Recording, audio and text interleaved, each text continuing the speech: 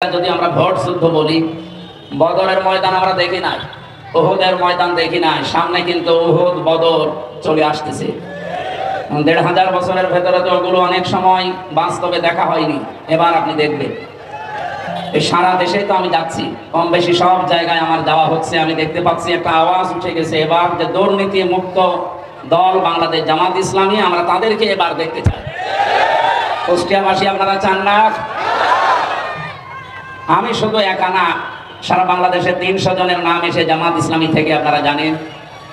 এদের প্রত্যেকের উপরে আমরা যে আস্থা রেখেছি এ দল থেকে, আমি অন্তত গ্যারান্টি দিতে পারি এদের জীবনে যতগুলো মানুষ এমপি নমিনেশন পেয়েছে, একটা টাকাও তাদের জীবনে দুর্নীতি নেই।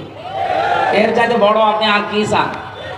অনেকে অলরেডি আমাদের এই আসন এবং আশপাশের আসনগুলোতে তারা ঘোষণা দিয়েই ফেলেছে যে এই বাংলাদেশে যে কোনো আসন থেকে যদি আমাদের পাশ করা লাগে 50 কোটি 100 কোটি টাকা হলেও আমরা খরচ করব। তাদের ঘোষণা।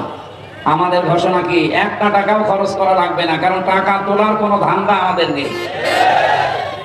আপনি বলেন তো 50 কোটি টাকা একজন খরচ করবে, ওকে আল্লাহ রাস্তায় দিচ্ছে? ও 50 কোটি খরচ করলে মাস্ট দিয়েও 100 কোটি তুলবে। আমরা এরকম মানুষকে জেনে শুনে কোন কারণে তার হাতে হাত দেবেন? আপনি দেখতে পাচ্ছেন যে লোকটা দুর্নীতি করবে, যে অলরেডি 50 কোটি খরচ করছে, ওই 100 কোটি না তুলে ছাড়বে না। নবীজি যেদিন হিজরত করবেন সেদিন বলেছিলেন, হে আল্লাহ তুমি আমাকে আজকের এই ঘর থেকে সত্যের দিকে বের করে দাও।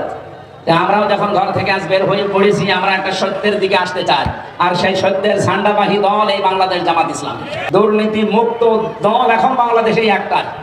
তাছাড়া বাকি একটা দলের নাম বলেন যেখানে একেবারে ওয়ার্ড থেকে শুরু করে কেন্দ্র পর্যন্ত দুর্নীতি নেই। কারণ 100 টাকা বাজেট হলে 3 টাকা খরচ হয়, 97 টাকা খেয়ে ফেলে। আর আমাদের সময় আসলে আমরা 100 টাকার 100 টাকাই মানুষের ভেতরে ব্যয় করব, এটা আমি কথা দিতে পারি।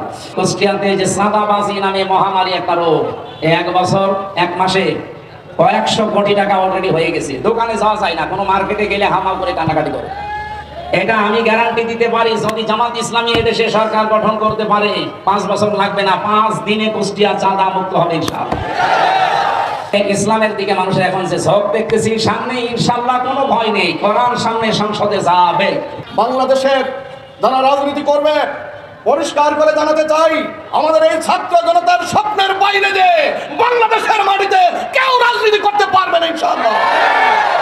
আমরা পরিষ্কার জানাতে চাই, বাংলাদেশে কোনো বৈষম্য রাখা হবে না ইনশাআল্লাহ। আমরা পরিষ্কার জানাতে চাই, বাংলাদেশে আর কোনো চাঁদাবাজি রাখা হবে না ইনশাআল্লাহ।